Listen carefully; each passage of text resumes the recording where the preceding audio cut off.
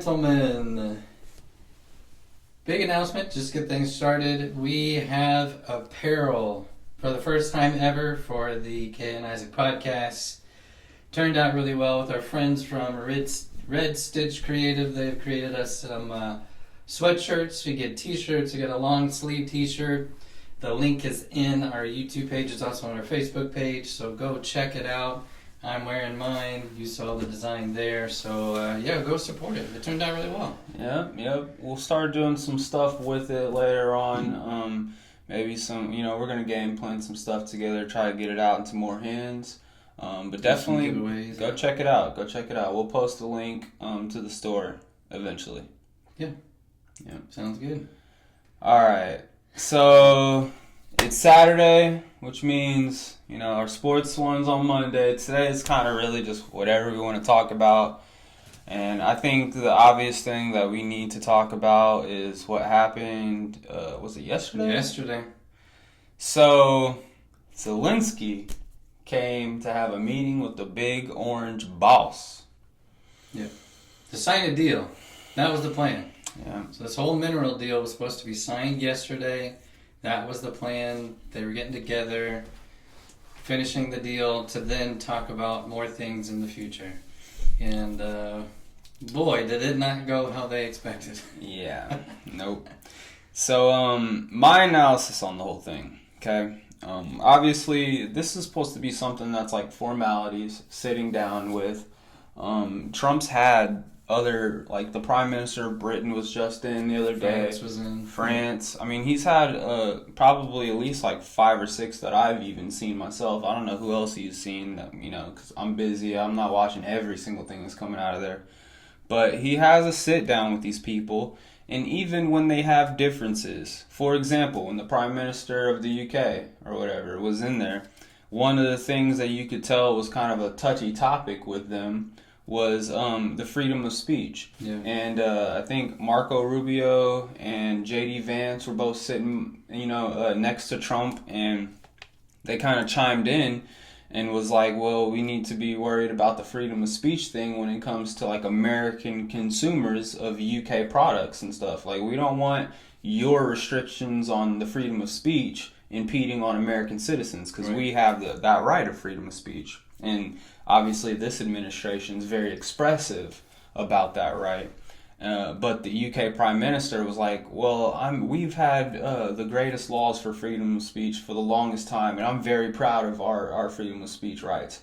And he said that, and that was just kind of the end of it. Then they carry on, and they keep up the hospitality between the countries, and I'm sure they had rougher talks in private. Yeah. That probably expressed that maybe J.D. Vance kind of pushed back on him. He's like, well, actually you don't, because people are getting arrested over there right now for posts that they're making. Yeah. But they at least kept it cordial. Whenever Zelensky comes in, and obviously Zelensky, the way I view this whole thing with Ukraine, right? Not necessarily, I want to separate this from how I view Ukraine as a country, Ukraine with their geopolitics as it is being played out throughout history. But currently, as this whole war broke out with Russia, he kind of had to, but he's aligned himself with the previous presidency and like kind of their way of going about things, their ideology. And obviously we were just writing them blank checks with all the money in the world. And so my analysis on it is he's kind of got a sense of entitlement to the American support that we've been giving him for so long. I think when he came into that meeting yesterday with Trump, he kind of not only carried that type of mentality, that type of baggage that he had under Biden, but he also, I want to be somewhat empathetic in the fact that he is in the middle of a war. He's someone, supposedly, I don't know, but on the cameras, he's someone that's on the ground, writing up the game plans himself, like he's involved with the war. He's seeing the death, supposedly. I have my doubts, but that's how I'll give him the benefit of the doubt. So I kind of empathize with him to a certain degree that he's in the middle of this conflict that's going on where thousands of his soldiers are dying a week, and he has to come to America, which I mean, I'm just trying to look at it through his eyes. You're going from war-torn Ukraine where buildings are demolished and people are going to, he said it himself, people are going to school underground and like having church services and stuff underground. Like there's a constant fear of being attacked. Coming to America, going to the White House, the presidential Oval Office, having to sit down with hundreds of reporters all over the place, watching every move you make and doing interviews and stuff. You can tell he's kind of like dull-eyed to a little bit of it, you know. He's kind of like, well, here in 4 days I'm gonna have to go back and be back on the front lines and hear more of the stories of my people dying and stuff. So he's probably, you know, me giving him a bit of the doubt. He's probably a little bit on edge. Probably, you know, I don't know if he literally is, but like a sense of sleep deprivement type of mentality. You know what I mean? Like he's over there working hard about real issues.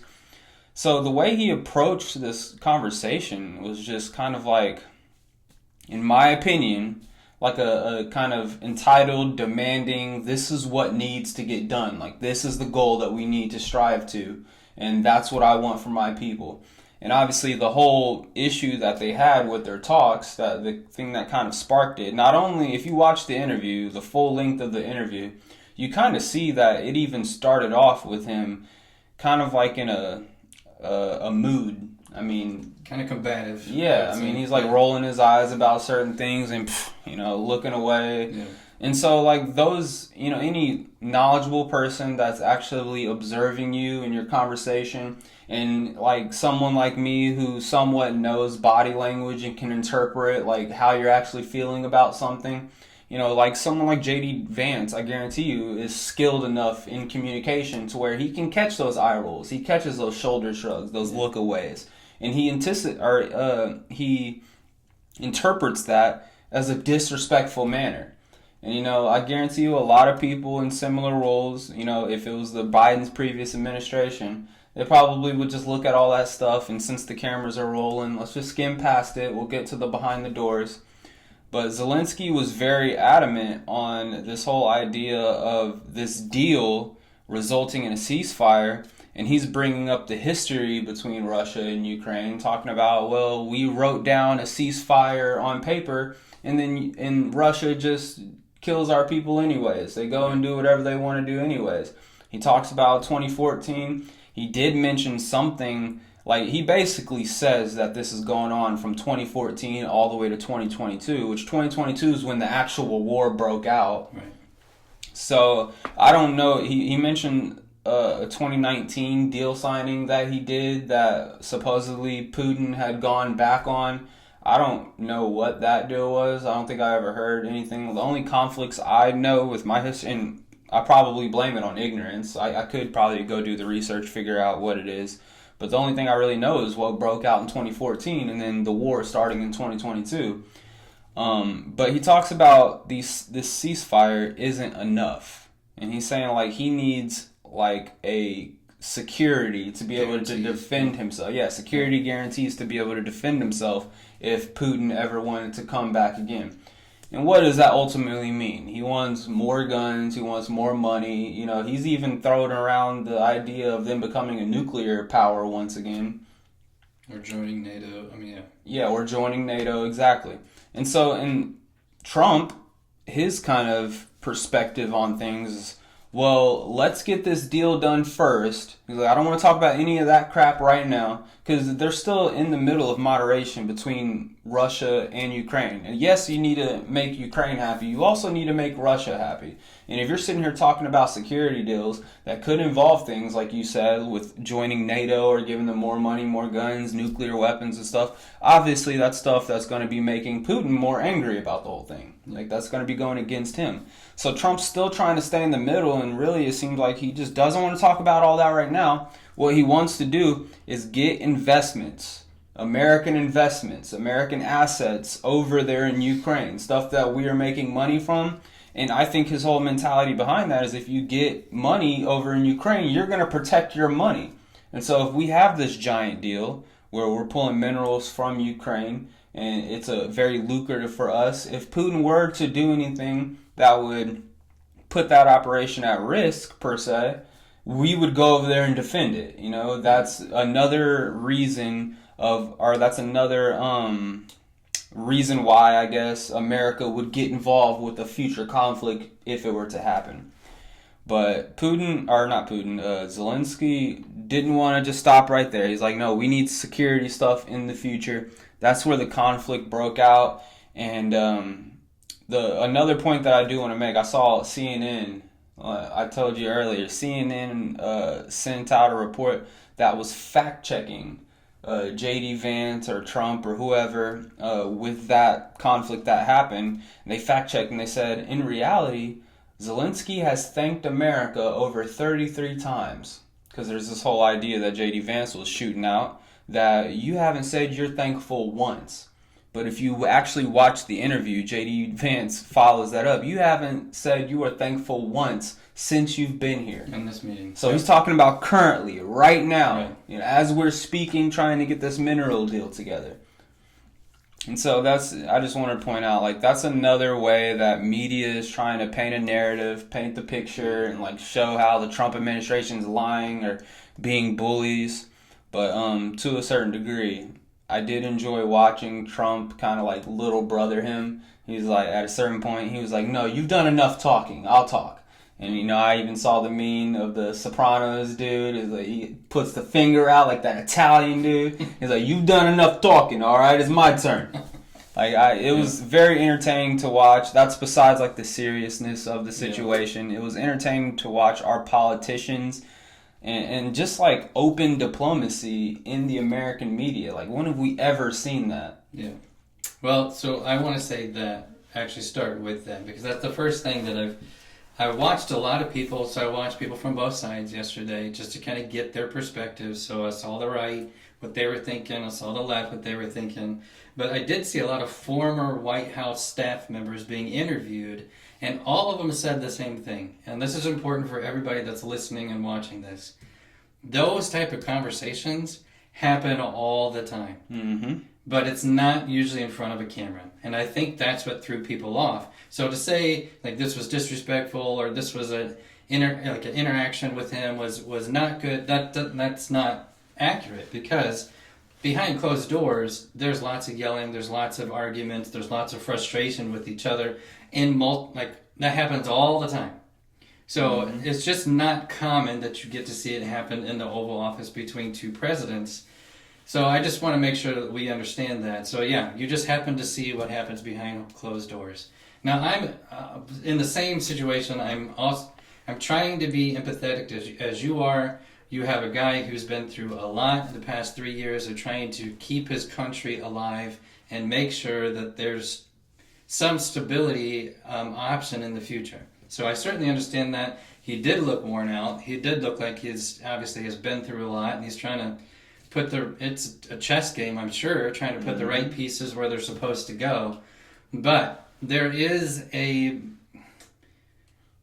don't even know if entitlement's the right word. There is this feeling that when he walked in, that this was like, okay, we can do this, but I want all of this other stuff too. Mm-hmm. And from what I heard, and again, what I've read, what I've heard, you never really know, but there was conversations with him before he walked in saying, this is how you need to handle this. You need to just say, thank you, appreciate all the effort you guys have given us. Let's sign this deal, and we'll work on the other things later on. Because there was multiple people, Lindsey Graham was one of them, that basically said, I've already told him that the security guarantees are going to be things that we're going to discuss, and we're going to try to make sure that those things happen for you.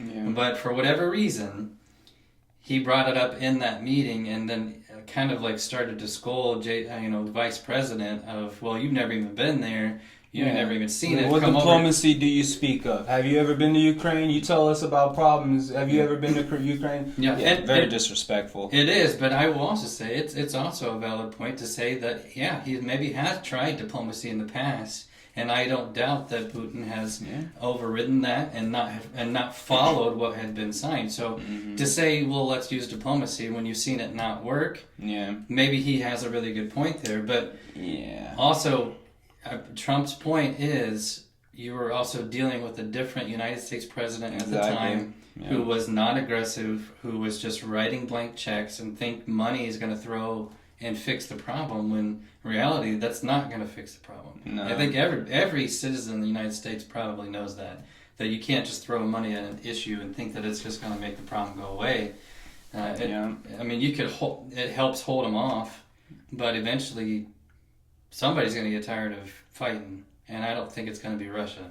Yeah, ultimately I think Zelensky he has to remember we have 4-year election cycles, and each time a new election comes around, you're dealing with not only a completely different president, a completely different administration, completely different lobbyists that are trying to get their own, there's so many different factors that are involved when making decisions like this.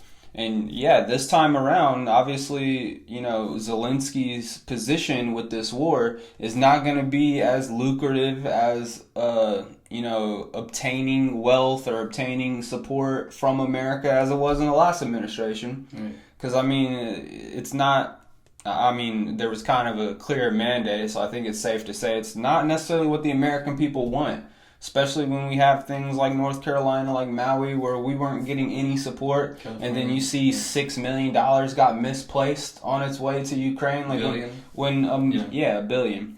Whenever Americans see stuff like this, it kind of tunes us away from, why are we even over there? That's not our conflict.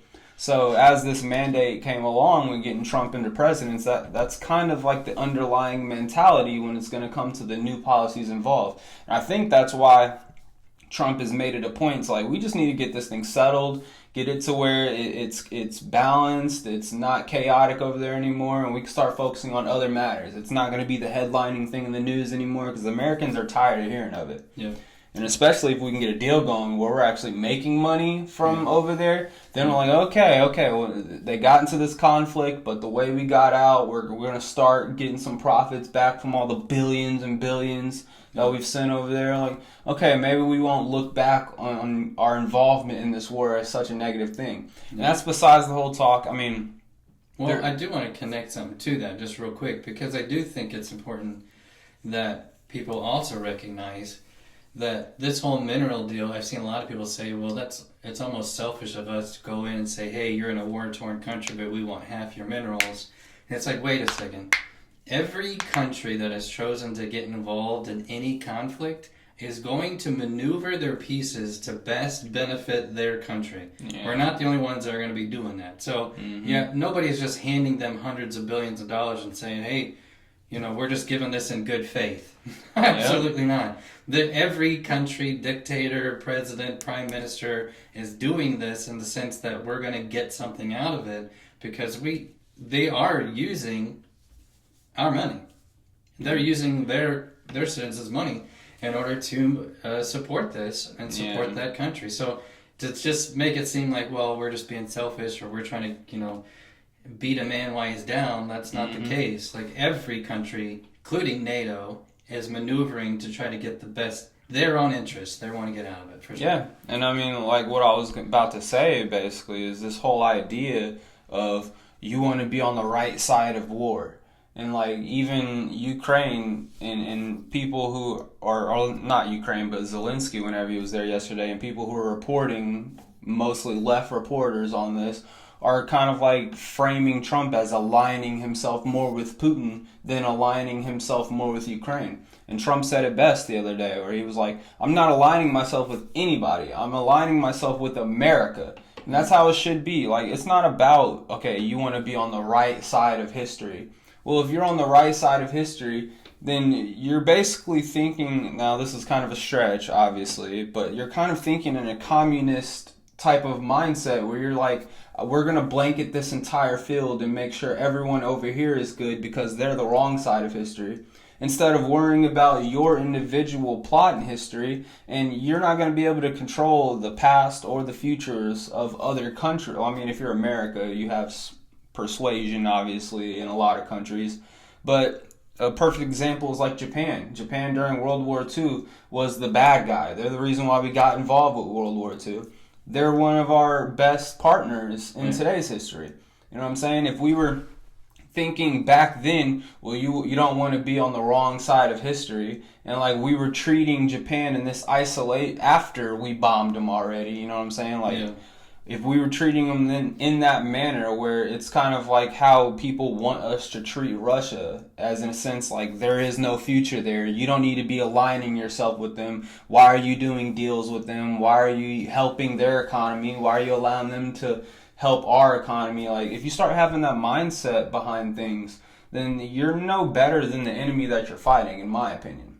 And that's a lot of what I've been seeing when it comes to, the left reporting so much on how aligned with Russia Trump is. Like, ultimately, at the end of the day, for everyone who has that type of mentality, I would ask you, have you ever talked to a Russian person?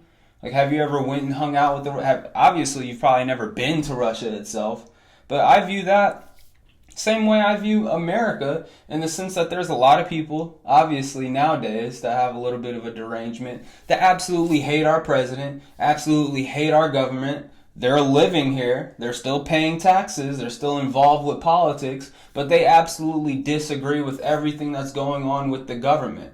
So how would you feel if a person from another country, now obviously our opposition is like a Russia, is like a China, or like a North Korea, but obviously they are bad guys over there. But how would you feel if they lumped you into the category of, well, all of those Americans are pro-Trump? You know what I'm saying? And which, obviously we feel different about that, but as a far left person in this country, someone who hates the current administration and everything that they're doing, whether, like, if you're someone who's heavily involved in the LGBTQ or heavily involved with trans rights and gay rights and stuff like that, would you feel okay with a Chinese or a Russian person lumping you in with your pro-Trump? You know what I'm saying? Mm-hmm. I feel like that's kind of the mentality that left people in this country mostly, because apparently Trump is aligned with Putin with his politics and stuff like that. But that's kind of the mentality that they're adopting, where you can't help Russia, but like there's people on the ground in Russia that I guarantee you are against the dictatorship values that Putin promotes over there, against the propaganda stunts and stuff. Ultimately, at the end of the day, there's ordinary people in every country. And so why wouldn't you think of ways that we can all come together instead of like trying to divide everyone and say you can't align yourself with them, you need to be on the right side of history? That's stupid to me. The right side of history is a history where everyone is involved. Obviously there's going to be nefarious characters, there's going to be characters that are positively impacting the world, but you can't give up the fight to be able to have peace and prosperity everywhere. That's ultimately the goal. Yeah. If you're living in a country somewhere, and I mean, obviously you can't say this for everywhere, because like I said, there is places like North Korea. But if you're living in a country somewhere where you strongly disagree with the politics, if you're very much against the culture that's going on over there, or whatever the case may be, you should be trying to get out of that country, go to somewhere that you do agree with. You should be going through the right processes, the right immigration laws and stuff like that to try and get out of that country. And like I said, I acknowledge that that's way easier said than done. I acknowledge that in some places in the world that's probably completely impossible. But ultimately, that's the goal behind things. That's the goal behind migration. There's a lot of people in Africa that are from places that are really rough that try and cross that Moroccan border to try and get up into France. And they change their lives around. There's some nefarious actors in that. They want to bring their culture from where they're from to the new place that they're going. But there's a lot of people that want to escape that culture and look for a better life somewhere.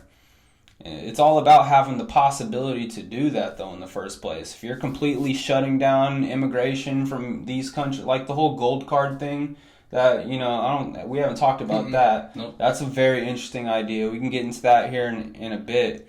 But the idea behind this whole gold card thing, obviously the first thing people started asking Trump was, would you allow rich oligarchs from Russia to be able to obtain gold cards?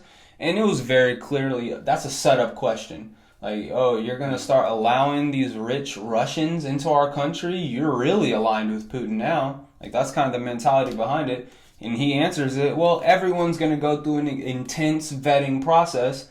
But yeah, no country is cut off. It's not like because you're from here, we're not going to be messing with you. Right. We're going to treat you as an individual. We're going to look into your past and your motivations personally, and that's what we'll do to make our decision. That's how the world should be. You shouldn't treat people a certain way because of where they're from. I thought that was something that was common knowledge. You would think so. Yep. Now, one thing that came up yesterday, it was kind of late last night, there's a couple senators now that are saying he should step down, he should resign. Zelensky? Yep, because they're saying that they don't know if our current administration can really work with him to try to make a good deal. That's the concern. I don't think he has any interest in doing that, and he said it in the Fox interview last night that that's up to the Ukraine citizens, that they should be voting for that. But he's basically made it to where they can't vote. Exactly. Because the election time that was supposed to come up, he came and gone. Yeah. We're in wartime, no elections. I'm here for good right now. So when are they supposed to vote for that, I guess is the question, because that doesn't make a whole lot of sense. Yep. And I mean, it was pretty common knowledge. I mean, even the Democrats, before this whole war broke out and Biden went buddy with him and started giving him billions over there, even Democrats were talking about how corrupt the Ukrainian state was. I mean, I don't know. Ultimately, my personal opinion here, right? That's happening so far away in the world, right on the border of a superpower over there. And I understand this ideology that Americans have that we don't want to allow dictatorship and communism to spread to other countries. Because ultimately that is an extra issue that you may have to deal with in the future. Later on, yeah. But at the end of the day, when you're sticking your greasy little fingers in everyone's affairs, it's very easy for the American people, since their attention span's getting stretched so thin, to start giving very little, care, for lack of for a more appropriate term. Giving very little care to what's going on in these corners of the world. And when you start hearing things about they had all this corruption and they're not allowing this, and one point that J.D. Vance brought up yesterday was, you're having problems getting soldiers and you're literally out on the streets kidnapping people and taking them to the front lines to fight your war. It's like, when you're hearing things like that, why are we involved in this again? Like, are we in turn promoting this because we're giving them all the support? Like, if I had a son that just turned 18 years old and he's living at home with me, just working a job, being a regular person, and I found out the next day, because he didn't come home, that he got shoved in a van and gave a rifle and told me he had to go kill Russians, I'm like, what? It's time. I need to get out of this country before they take my other son that's 16 right now. Like, I don't want him to have to do the same thing when he turns 18. Yep. The only thing I would ask is, when has us meddling in other people's business ever actually worked out? I mean, you look at history after history and you start to ask the question, we're overthrowing this government, we're involved in this election fraud, we're involved in all these... What about Korea? Yeah, the Korean War? Yeah, Vietnam. When has any of that ever actually worked out to benefit? And I can't say that... I don't know of a time that it has. And no, like I said, Korea, if we wouldn't have gotten involved and helped South Korea during the Korean War, North Korea would have had that entire peninsula. Okay. So I'd say that. You don't want to spread more North Korea. All right? I agree. That's one instance, but you're right. There are very few instances where our involvement is actually beneficial to the world as a whole. Well, there's plenty of times that it might be beneficial to America financially or interest-based, or being able to put cuffs on a country to not allow them to be able to do certain things. But ultimately, with our gains, it's going to come at someone else's losses. There's always going to be a loser of any type of conflict that is revolved around us getting involved in it. Because we are businessmen at the end of the day. And that's what we're seeing with Ukraine right here. I mean, ultimately, like Trump said, like, you should accept a ceasefire. A ceasefire is going to stop people from dying. Yeah. And that's like the biggest loss. It's life. First priority is to make sure your citizens and even Russian citizens stop dying. That should be the number one priority. But everything else should be, okay, now we figure out the rest of it after that. But like he said, in a deal, no one party is going to get everything that they want if you want a deal to get done. So either you're at a point where you're going to continue losing life, you're going to continue fighting until someone loses everything, or you're going to come to a deal where this side's going to have to give up some things, this side's going to have to give up some things. I mean, ultimately, at the end of the day, with this whole mineral deal, do you think that's something that Putin wants? No, because I think he wants those minerals. He wants them for his country. He probably wants the minerals. He also doesn't want America having invested interest in protecting Ukraine for whatever reason, and that's what minerals would be doing. Yeah. I mean, that's not a deal that's, just simply between us and Ukraine. We win, they lose, or whatever, which ultimately, we're buying the minerals from them. Right. So you're going to have to take some concessions and to make a deal. And back to the whole point of this first little rant, Zelensky walked in that office like, I'm not making any concessions. We need security guarantees.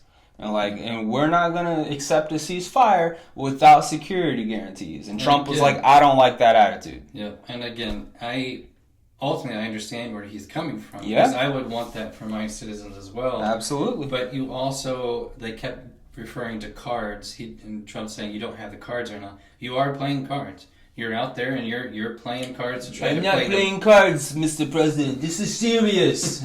No, you are. You're playing the best deal that you can to try to get the best situation out of a complete mess that has been for 3 years, and it's not getting any better. And at this point, this war could go on for probably 10 more years and not ever actually end. Nobody's going to win. I mean, that's another thing that you just reminded me of in that interview where they were like, without U.S. support, this thing would be over in 2 weeks. And Zelensky takes a jab and says, oh, I've heard it from Putin plenty of times. It'll be over in 3 days. So he's basically comparing what Trump's saying right now to what Putin's saying. That's kind of just that Biden mentality that's wrapped up in him with all the deals that he's been getting, all this free money, these free weapons that he's been getting. Yeah. So ultimately, to put a stamp on this whole thing, we want a ceasefire. We want it to stop so people stop dying, and then figure out who gets what. I don't expect Ukraine's going to give back everything that they had before. That's almost a given. Trump's but who knows? Trump's the king of the deal. Yeah. I wouldn't it wouldn't shock me if he was able to get back some land, but Russia's.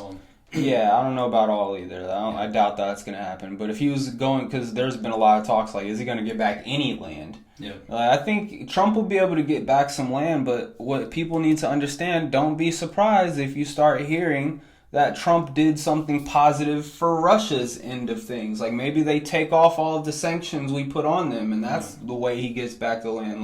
It's a deal. And so as soon as that stuff starts coming out, well, we got all this for Ukraine. Ukraine's going to be in a better spot. But we also had to do all this for Russia. That's when all the left media is going to come out. Trump aligns himself with Putin again. Yeah. That's how a deal gets done. We got to look at this as objectively as possible. You can't be super biased when you're going into a conversation trying to settle and make peace. That's not how it works. There's concessions on both sides. Yep.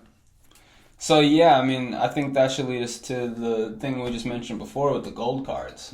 So, if people haven't heard about this, which I've been hearing stuff left and right, and I've kind of done a little bit of research myself on it. So, ultimately, Trump created a gold card, right? A gold card for everyone that's getting this wrong, because I think even news reporting has reported this wrong. It's not giving someone citizenship.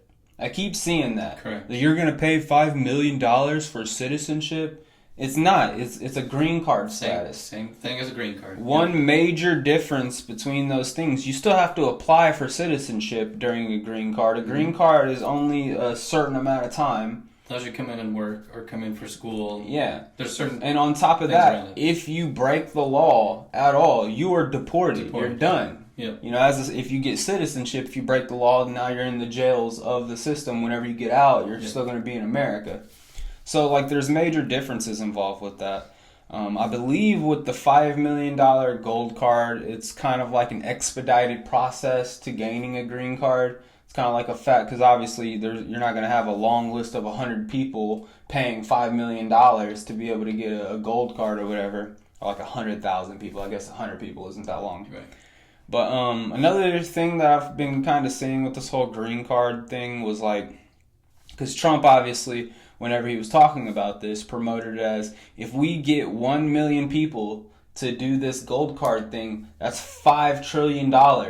And 1 million people is doable. Mm-hmm. Like that is a possible number. $5 trillion is a huge amount of gain. That's what he's talking about throughout his 4 years of all of the amount of waste and fraud that they're going to cut out using Doge. Right. And so that's kind of an impressive number right there.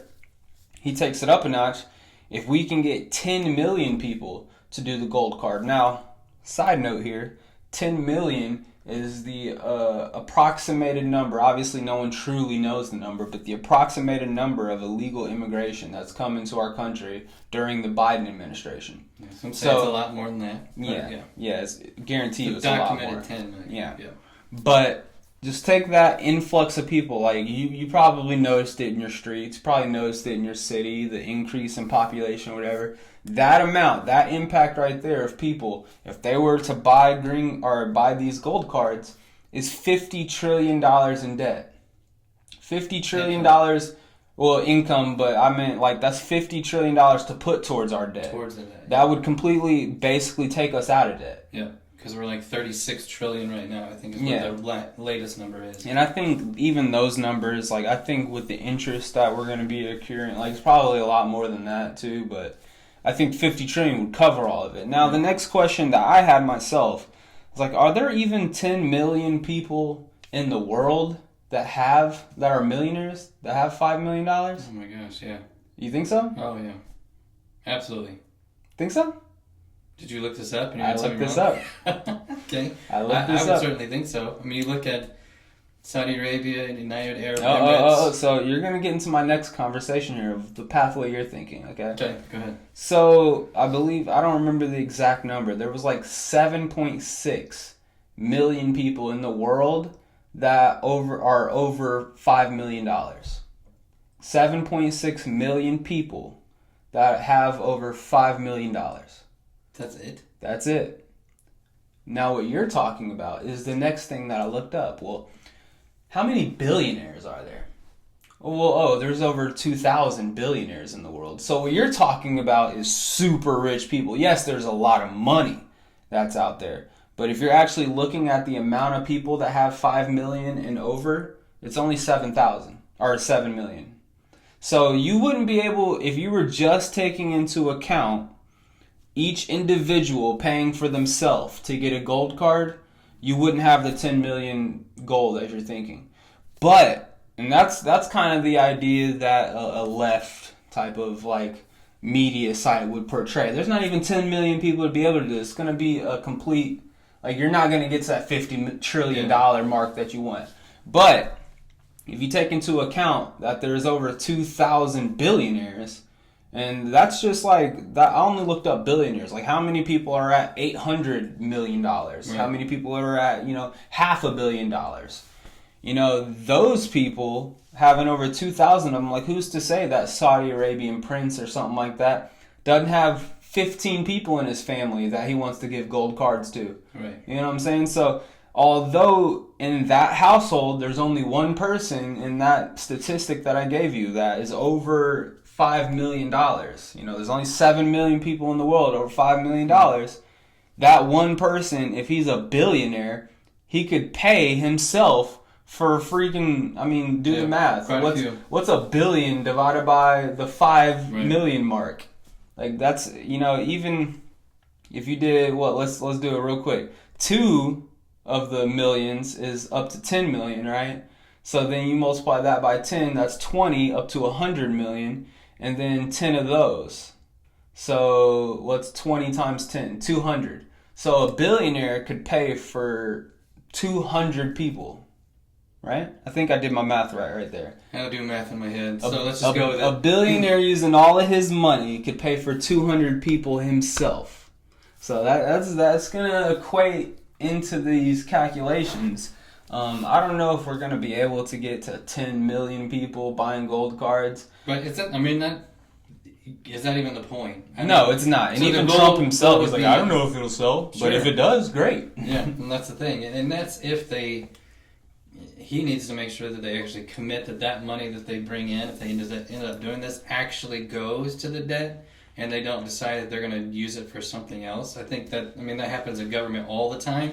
Yeah. That they say this specific money is going to come in, it's going to go towards education, or it's going to go towards, transportation, or whatever it is, and then they're like, whoa, we could also use it for this. Those days are done, Isaac. let's We're in a hope so. new administration. Let's hope so. The Republicans are running things, and they're making sure that all the receipts are being accounted for. Let's hope so. That's actually funny. Just brief thing on Ukraine is I saw a note that Doge was like, hey, this might be a good reason for us to go and look into that money that we sent over to them and what it was actually being used for. Because is it actually been accounted for? So in the Fox News interview last night, he basically asked him kind of that similar question of, has everything been documented about what you guys have been spending this money on? Mm-hmm. He said, well, a lot of it's money, but it's not really money. Digital. It's money because it's like you're sending weapons and stuff over, so I guess that's calculated as money, but it's not like they were getting a check. Mm-hmm. But the interesting piece is, and it's been brought up before, he said it was like 100 and some billion. Yeah. Trump said it was like 350 billion. So where did the rest of that money go? Yeah. What is the actual factual number? I don't know. But You obviously know about 50 billion of that. Let's be real here. Went into the pockets of some people who are never going to be on any papers. Are never going to be like, that's the tip that you're throwing towards the bellhop that let you in the door. It's a little concerning. There's always been that concern of, with Ukraine's past, of all that corruption. Would they spend that money correctly? Where would it? I keep track of all that stuff anyway. I doubt though baffling. that missing money and stuff is in Ukraine. I bet that missing money never left the United States. Here and pat in the pockets of think some about military leaders. Think about it. If you worked for a company and your boss of that company, the dude that's enforcing all the rules and restrictions around there, if he was in his office for the 8 hours that you're there, he's taking a nap for 6 of them, and you have a marketplace right next to your desk, you telling me you wouldn't go over to that marketplace, grab a bag of chips, open it up, start eating it, throw away the trash before he woke up? Yep. Like, that's what this administration was. I guarantee you there was about 10 workers. They saw the first dude go over there, grab a bag of chips, like, oh, I guess the chips are free. I guarantee you probably 5 of them knew that they're actually stealing, and the boss just isn't going to catch wind, so they'll be okay. I bet the other 5 people literally thought they're just free chips. Yeah. Well, let's hope, based off of that scenario, that Doge does what they've been doing and goes and does critically analyzes where all that money went and is it accounted for, and if it's not, where the rest of it went. Well, dude, one thing that kind of concerns me with Doge, I watched the Elon Musk podcast on Joe Rogan, and one thing he was talking about is like his life is seriously in threat, and he's like, we're trying to tote a fine line of not digging too deep and exposing literally everything. He's like at risk of like desperate people trying to murder me. And so like with him saying that, like obviously it's easy for me to say, but if I was in his shoes, I would kind of probably have the mentality of, well, if I die doing this, I did it for the American people. Like, this is right, this is wrong. Yeah. We need to go all the way with this and expose it all. And I would probably be saying, we need to do it as fast as possible before they kill me. But he kind of has the mentality of, well, we need to make sure not to make too many people too angry. Otherwise, they're going to be coming at me with pitchforks and stuff like that. And so I guarantee you, even with all of the fraud, even with all of the scandalous stuff that he's uncovering with Dodge, I guarantee you that's still like 40% of it. There's another 60% that he's like, if I poke that beehive, then we're going to have a civil war in our hands or something like that. Yep. Let me go ahead and put it on record, though. If you want to send out those $5,000 checks, I'll happily accept that. Would you be fine with that? Not at all, no. I don't want $5,000. What? Why would I just take a free $5,000? I would rather work hard and have the American government take half my paycheck and then use my entire check to pay for all my bills than take a $5,000 check. Come on. I heard I don't even remember who she was, but she was a senator or House representative, somebody. And she's like, I don't even think they would even need $5,000 or something like that. I know who you... Oh, my God. I don't like her. What was that? She was like, you think the American people care about a $5,000 check? There's other things going... Yes. Yeah. Yeah. Especially when we know it's been wasted and all this other crap that nobody voted for. And we realize, wait a minute, you're spending our hard-earned money. You're taking it without our options, without any choice from us. And you're using it on all this other stuff. Yeah, give some of that back to us because we deserve that. Dude, just take that. The first thing that pops in my mind when we talk about that, like she's saying, do you think Americans would care about a $5,000 check? Meanwhile, that $700 check that they sent to people in Maui that lost everything was supposed to be so meaningful. Like, here's $700. We're so sorry you lost everything. So $700 is fine for someone who lost everything. $5,000 to a normal person is nothing. Don't worry about that. Tax expenses. Like, if I didn't lose everything, if I was just living regular life, then I would have the mentality, oh, $700, okay. Someone who lost everything, that $5,000 check would have been everything to them. Yeah. So it just shows, man, the disconnect. And obviously, she's on the left side. I think that, man, the politicians nowadays, it's like people have the derangement. And if you have the derangement of a specific side, it's not even necessarily that you agree with this side. It's just you hate this side so much that you're willing to align yourself with this side. If you step back objectively, it's so just like lopsided on who is connected with the American people, who is actually understanding what the American people are going through. The majority. Yeah. You're going to be able to find individual cases of any scenario you try to work up. But the majority of like normal working people that are paying their taxes, that have families at home, that are just trying to get by paycheck to paycheck, I mean, you're super disconnected if you think we don't care about $5,000. Disconnected is the word that I think we continue to see with all of our politicians. Is just people who just have no real understanding of the people in their everyday lives. It just seems like they have no... It's like they're so removed from it, but yet they want to sit there and speak for us and act like they know exactly what's going on. And then you hear them say stupid things like that, and it's like, how did you even make it in the position you are? You question that. Yeah.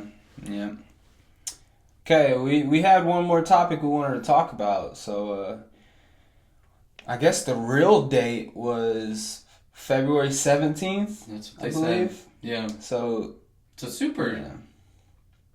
It's just the thought is sad because Gene Hackman is a iconic actor. I mean, people in Indiana obviously have a huge heart for him because of that's Hoosiers. Coach. That's Coach right there. One of the best basketball movies, sporting movies of all time. But he was in a lot of great movies and did. I mean, Enemy of the State. I love with him and Will Smith. Lots of. He was just a great actor. Strange, super strange situation.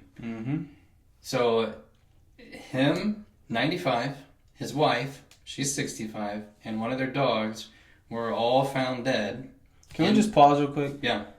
He's 95, his wife is 65? 65. So he was 30 years old when she was born? Yep. I don't know when they got married. I don't know the details there. So he was 53 when she turned 18? Well, would have been 23. Huh? He's 30 years older.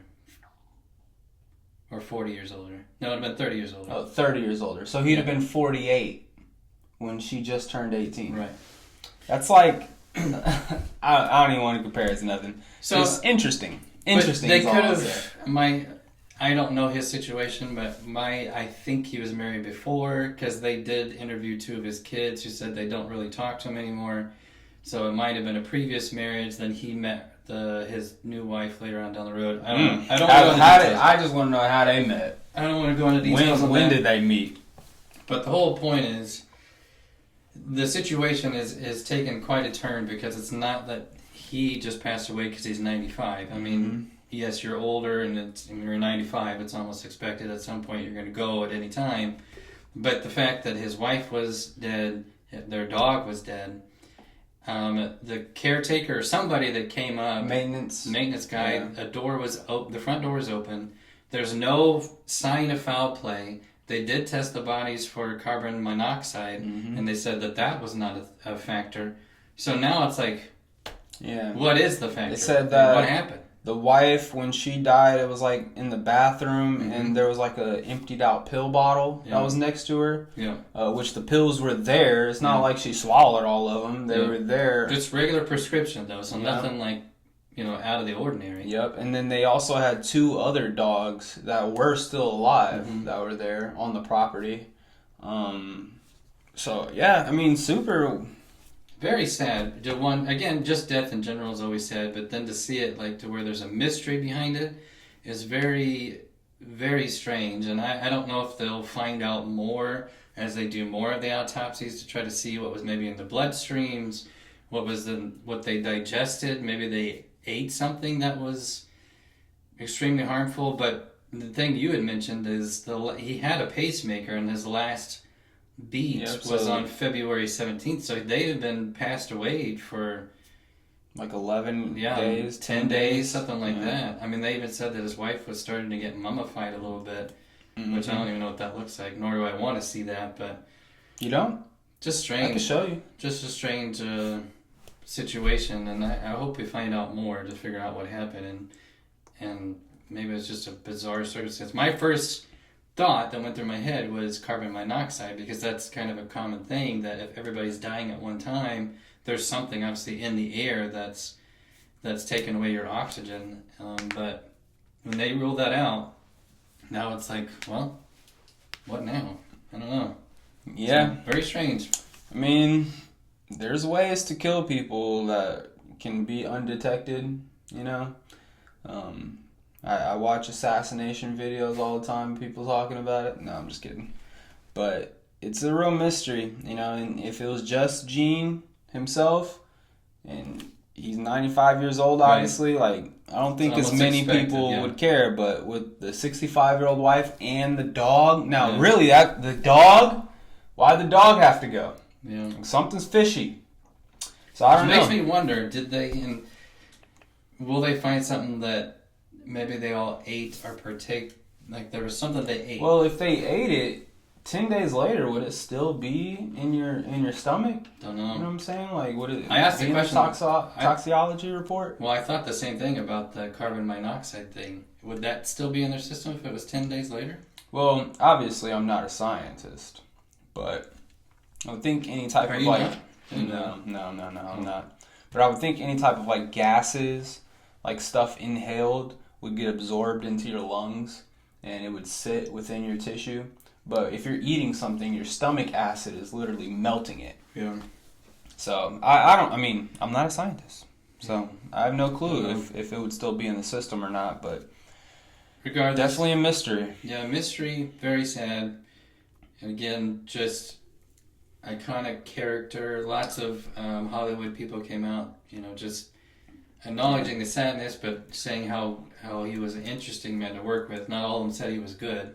He was pretty aggressive, I guess, with like younger, new directors. He just, no, we're not going to do it this way. We're going to do it this way.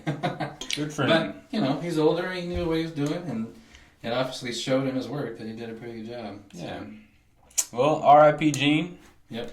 The first thing that popped out to me, now obviously after I learned that the pacemaker, he said that he had taken his last beat on the 17th, that changed things a little bit, but it was very interesting that he's discovered dead on the same day that supposedly these not Diddy, but Epstein files are supposed to get released. A lot of rich Hollywood people involved with stuff over there. Yeah, but he died before then. So so that took that away for me. I know. Take your conspiracy hat off. I wanted to tie it together so bad. But yeah, man, on that note, this whole Epstein List stuff, man, it infuriates me. How hasn't come out? Like and this lady's like, the Epstein files are on my desk. We're going to have announcements tomorrow. And I'm like, oh, here we go. And then the next day, it's like first off, I was looking for it like since I went into work. So like from 10 o'clock all the way to like 5 o'clock, wasn't really seeing anything. They were just, I was seeing reports that she's all of a sudden feuding with people in the FBI and like getting Kash Patel on her side to where they're discovering people are like withholding stuff. They don't want to give her certain files and stuff like that. It's like, what's going on there? Why is the FBI trying to prevent this stuff from getting out to someone who has the what's it called, classification or whatever, the clearance to be able to view these files? Why are they withholding it? Yeah, she had some files, but she didn't have them all. Yeah, and then like later on that day, all of a sudden, like there's some political influencers that get binders, and they're walking out waving them around in front of the White House, like, we got it now. I didn't hear anything from that. Like, well, all they said was what came out of that was stuff we pretty much already knew. Which had exactly. Flight logs and some of the other stuff, but wasn't anything that was, I don't know, incriminating or any other details. But there's more out there. It's like an abusive ex-girlfriend. Like, just stop yanking my chain. Stop giving me promises that our future is gonna be so sweet. Telling me that we have an end game here and you're about to see it next week, and then next week comes along like, give me another week. It's like, what? Yeah. Just spit it out. Spit it out. You quit gaslighting me. Quit making me think that there's going to be something right around the corner. If you just keep following us a little bit longer. Where's the RFK stuff? Didn't they release that a while ago? Supposed to. And Martin Luther King. The lady even came out, and man, she was flirting with him. She looked great on TV saying, we believe that there was actually more than one shooter. Yeah.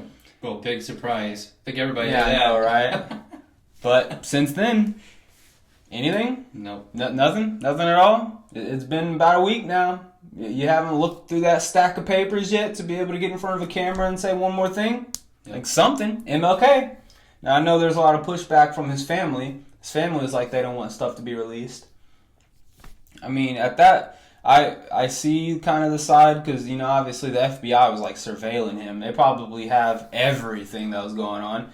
Wouldn't surprise me if they caught wind of like MLK having an affair, or, maybe he went to parties or something and did some things and they caught her on tape. I don't know what happened. And MLK's family doesn't want all that stuff to be disclosed, but... And that was all rumors at the time, so we don't have, Yeah, there's no evidence. Nobody really knows any of that. There's no evidence that we've seen. Right. I want to see the evidence, because I think with him being such a cultural figure, a cultural icon, we got literally MLK Day that everyone celebrates in the United States. We should know what was really going on with MLK. We should know what actually resulted in his death. Yeah.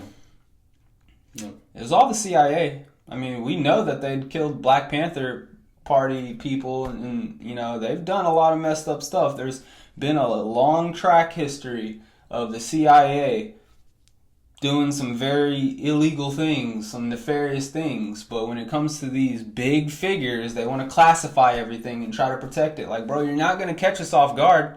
We already know. Just give us the facts. Yeah. So we can carry on. Presenting us with the facts about what it was is the first step to being able to regain your credibility for the future. Yeah. So I'm just waiting, man. It just makes me angry. We'll see what happens this week. Maybe more stuff will come out. Who knows? Don't do that. Alright, don't do that. I'm waiting. I look at YouTube every morning trying to find something. And I never find anything. All I keep finding is UFO stuff. They're out there. They're out there.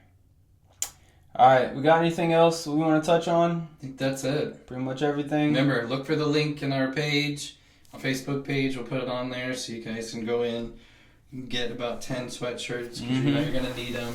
They've got t-shirts. Summer's coming up, so you're going to need those. Make sure you support the page, and again, they turn out really well. These sweatshirts are super nice. Look at that. And thank you to our friends at Red Stitch Creative in Indianapolis who printed these for us, and we're very excited about continuing to add apparel as we go along. All right, that's all we got for this podcast. Peace out.